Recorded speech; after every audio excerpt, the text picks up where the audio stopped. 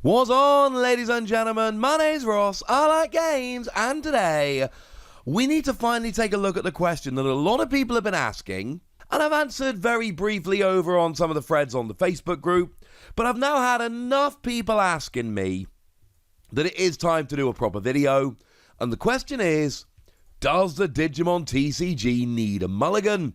I mean, short answer, no, it doesn't need a mulligan. If it needed a mulligan, the game would be unplayable, and the game isn't unplayable, ergo it doesn't need a mulligan. However, should it have a mulligan? Would it be better with a mulligan? These are interesting questions. The general rule, by the way, as far as I'm concerned, is if enough people ask me the same question, I am going to answer it in a video, and essentially, that's where we've reached. So that's what we're going to look at. Now, the term mulligan basically refers to rejigging your opening hand. So you draw an opening hand in Digimon TCG, it's an opening hand of 5 cards. And you look at your opening hand of 5 cards, and a mulligan would allow you to shuffle your hand into your deck and draw a new opening hand. Maybe 5 cards, maybe fewer, we'll get there in a moment. And a lot of people have suggested that Digimon needs a mulligan, that this needs to be done, because they end up with opening hands which are unplayable, and essentially they've lost the game because they never had a chance to start because of an unplayable opening hand. Okay, so let's take a look at a couple of ways that mulligans are handled. Now, we do sometimes see people invoking the Pokemon trading card game in this discussion, but Pokemon doesn't really count. Now, Pokemon does have a mulligan system, but it is not an optional mulligan system. Essentially, with Pokemon, what you do is you draw an opening hand of 7 cards. And you must have a basic Pokemon. In Pokemon, now there are obviously ways around it and other things, etc, etc. But the general rule is you've got to have a basic Pokemon. You can only play a basic Pokemon.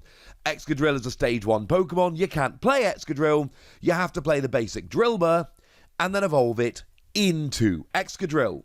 So if you draw your opening hand and you have no basic Pokemon, you literally, and I mean that in the actual proper sense of the word, you literally cannot play the game. You have to take a mulligan. Now, you're not punished for this mulligan, but essentially your opponent is given an advantage, so every time you mulligan, your opponent is allowed to draw 1 extra card to begin their turn. Although there are plenty of cards we've got, like for instance Reset Stamp, which will force your opponent to shuffle their hand into their deck and draw a new hand. In the case of Reset Stamp, it's a 6-card hand. Well, it's 1 for each of their remaining prize cards, but early game it's going to be 6 cards. So what you can do is play a deck with very few basic Pokemon. You know you're going to mulligan a lot, but you also play cards like Reset Stamp to try and mitigate it. But it's not a fair comparison because Pokemon doesn't have an optional mulligan. We've all had games, those of us that play Pokemon, I play a lot of Pokemon, we've all had games where our opening hand has been garbage and we've lost. So Pokemon's not a fair comparison. The one that a lot of people really tend to go for here is Magic. And essentially, and I'm over on magic.wizards.com here, there is actually, apparently there are new mulligan rules that came in with the core set 2020. And essentially, each time you take a mulligan, you draw up to 7 cards, then put a number of cards from your hand equal to the number of times you've mulliganed this game on the bottom of your deck in an order of your choice. So essentially, your starting hand will be 1 card lower for each time you mulliganed, but you always get to select your starting hand from your choice of among 7 cards. And some people have suggested that that would be better in Digimon, so you mulligan once, you draw 5 cards and put 1 on the bottom of your deck. You mulligan twice, you draw 5 cards and put 2 on the bottom of your deck. And essentially what you do here is try and get yourself a better opening hand. Of course, this is really interesting to me because remember with Digimon, we basically have no search and no way to draw from the bottom of your deck. So if you put cards on the bottom of your deck, you know you're not going to see them again pretty much for the game, which, or at least until the very, very end of the game. So you draw an Omnimon nice and early, and if you choose to mulligan away your Omnimon, you're not getting an Omnimon back until the end of the game. And you're probably playing 4 Omnimon, but it means that your chances of drawing an Omnimon, you've now essentially got 3 that you can draw rather than 4, and that is going to make a difference as we go through the game. And an important thing about Digimon is that you start with a 5-card hand. So there isn't much wiggle room in terms of mulligans here. Because if you mulligan twice, you're starting with a 3-card hand. And as I've said, Digimon is not a game that really has lots of draw power in. So if you start with a 3-card hand, are you really going to be able to have a great start? Now, the drawing in Digimon largely comes from evolution. There are some exceptions, of course. So you evolve your Digitama into a level 3 Digimon, draw a card. You evolve your level 3 into a level 4, you draw a card, and so on. So as I'm going through the game, what I really want to be doing is I want to have essentially a mixture. And my ideal opening hand is going to have a mixture of different levels in it. I'm going to want some level 3s like Palmon, but I'm also going to want some level 4s like Woodmon, for instance. And then hopefully I keep drawing cards, and Palmon's a nice example because if you play it rather than evolve it, you can look at the top 3 cards of your deck, and if it's a level 4 Digimon, you can grab it. Rest go on the bottom of your deck. So the theory here essentially is that you've got a little bit of extra consistency, and you'll see players that deliberately play low-cost evolving cards so that you can evolve up cheaply, spending less memory, while still drawing extra cards. But if you start with a 3-card hand, I mean, what do? Do you literally leave your hand at a level 3 to evolve your Digitama, and a level 4 and then maybe a second level 3 to play? Or do you keep a level 3, 4 and 5 in your hand so you've got one evolution line to evolve up and you cross your fingers and hope? If we've got an optional mulligan like Magic, whereby we are having fewer cards in hand as a result of taking those mulligans, does that mean that our hand is going to end up being so small that really no matter what we end up drawing, it's not going to be good enough? Or do we go the Pokemon / Magic route where we got optional mulligans, but every mulligan gives your opponent an extra card? Well, that gives them a fairly big advantage here. Honestly, one of the biggest arguments against mulligans here is that Digimon is a card game that is protected from unplayable hands. Now, when I say unplayable hand, I mean like a Pokemon hand that has no basic Pokemon. If we go back to Palmon, it's a 0 cost to Digivolve. You Digivolve from a level 2 into a level 3, you draw a card, you pay 0 memory because it's free to Digivolve, and then you're essentially got the same card hand size. You don't gain any cards, but you don't lose any. You lose one, then gain one, you're same place overall. But you've got another Digimon on the board. But if you don't have a Digitama ready to Digivolve, you can just play it as a free cost. And okay, it costs 3 memory rather than 0, and you don't draw a card because you don't Digivolve, but you still get to play it. And of course, if I'm playing Palmon, I actually do get potentially a card, because if it's a level 4 in the top 3 cards of my deck, I can grab it with Palmon. Woodmon's a level 4, so I actually need to have a level 3. I cannot just Digivolve. Level 3s, you can always Digivolve from your eggs. You will always have an egg if you're playing eggs, at least turn 1. Whereas Woodmon's a level 4, if you don't draw a level 3, you cannot Digivolve into Woodmon, but you can spend 5 memory and get Woodmon out. And you're at a disadvantage, because you haven't drawn a card, you've lowered your hand size, and you've paid 5 memory rather than 2. And honestly, it would be 2, because most level 3s you Digivolve for free, so Woodmon would literally be a 2 cost rather than a 5 cost, but you still got Woodmon out. It's not ideal, but you can still have Digimon out. Digimon doesn't have unplayable hands unless you literally only draw option cards. And maybe you could argue Tamers. Because you've got those cards that can either be Digivolved or be played normally, you can always play. And the counter-argument a lot of people go for is, yeah, well, you can play the cards, but it gives you a bad start to the point where you're not going to win. And my counter-argument here is build a more consistent deck. Now, let's be clear. I am not saying that everybody is always going to draw well no matter how consistent a deck they draw. I've been largely playing green lately, and I play almost everything as a 4 of, and there are still games I don't set up. But it is on average about 1 in every 7 or 8 games I have a truly bad opening hand.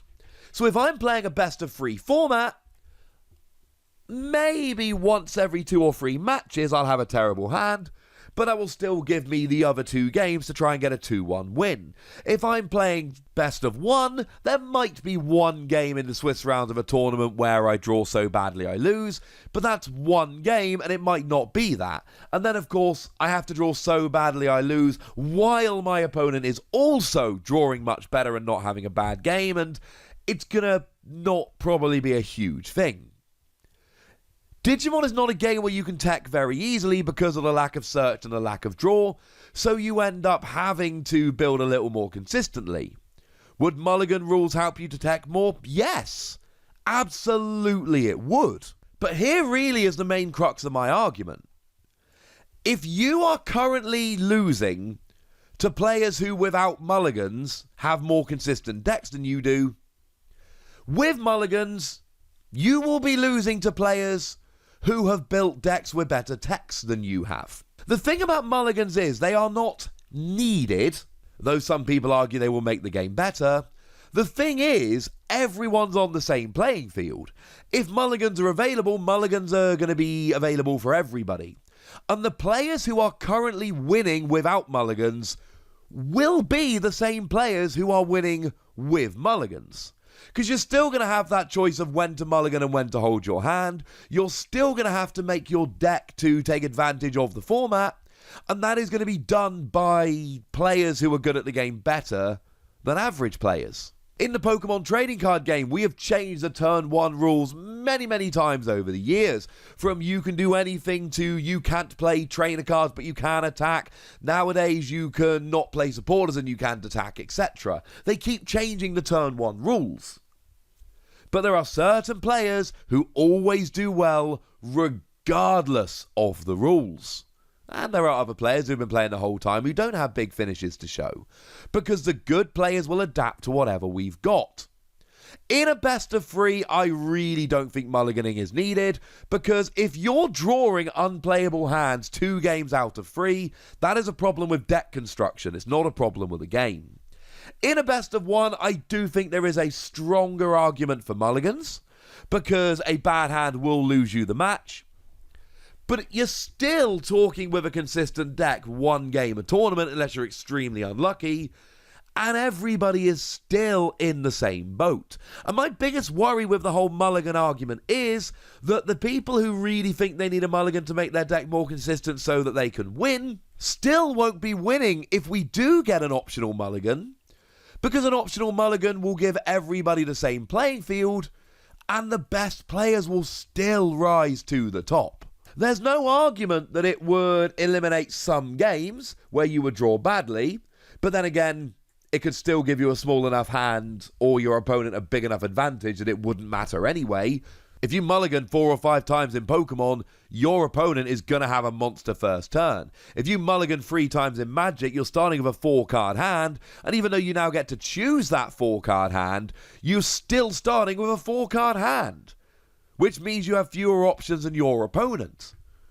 Maybe if we just had, you can mulligan as many times as you want with no downside to you or advantage to your opponent, but does anybody really think that is even remotely an option? The answer is clearly no. And maybe we just get 1 mulligan, 1 optional mulligan with no downside, but if we give optional mulligans, all it does is give people a free pass to make less consistent, more techie decks, and be able to just mulligan until they get the hand that they want. Whereas at the moment, what we're saying is there's no mulligan, there's very little search, there's very little draw, so you had better go and make the most consistent deck you can, taking advantage of cards like Powerbomb with the little search that we do have, or you're going to be risking not being able to draw what you want as you go through the game. I wouldn't be upset if they brought in a mulligan rule. I am not out and out against mulligans. I don't really care if we have a mulligan or not. My theory is very simply that everybody is on the same playing field, and you're gonna see the good players win, whether there are mulligans or not, whether there are sideboards or not, no matter what cards come out, no matter what happens to the game, the good players who can play this game well are going to keep winning. Mulligan rules aren't going to change who's winning the game. Sideboard, we might do a video about that in a few days, that isn't going to change who's winning these tournaments. The good players will keep winning. We don't need a mulligan because Digimon is built so there's no such thing as an unplayable hand. And we don't need mulligans because mulligans can be, or the need for mulligans, can be mitigated strongly by making a more consistent deck. The game would be different with mulligans, and there's an argument to do them, but I think mulligans is an I would like a mulligan. I think the game would be more fun with a mulligan. I think people who are saying we need a mulligan are being just a little bit flippant with their language there. There is an argument for mulligans, and I've told you the argument in this video, but I think introducing mulligans would change a lot less than people think it would change. Players that are currently moaning that they draw an unplayable opening hand would suddenly be moaning that their opponent played this tech and they drew into it every game, as an example.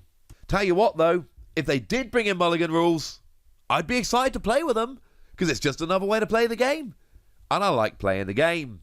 So in conclusion, objectively not needed, wouldn't change that much because it would put everybody on a level playing field, but would allow us to play less consistent, more techie decks, which would change the game, and I would find that a rather interesting thing to see how it went. But now, ladies and gentlemen, I want to know what you think. I want to know what your opinion is on mulligans, so go nuts in the comment section, but please be nice. And then make sure you like this video, subscribe to this channel, follow me on Twitter at the Wossy. That's where we talk Digimon and a bunch of other card games. And please do consider checking out patreon.com/PTCGradio, where you can support the channel, get some bonus podcasts and all kinds of fun things. But by far, the most important thing as always, look after yourselves till next time, would ya? Thank you very much for watching. My name's Ross, and you've been watching Wossy Plays.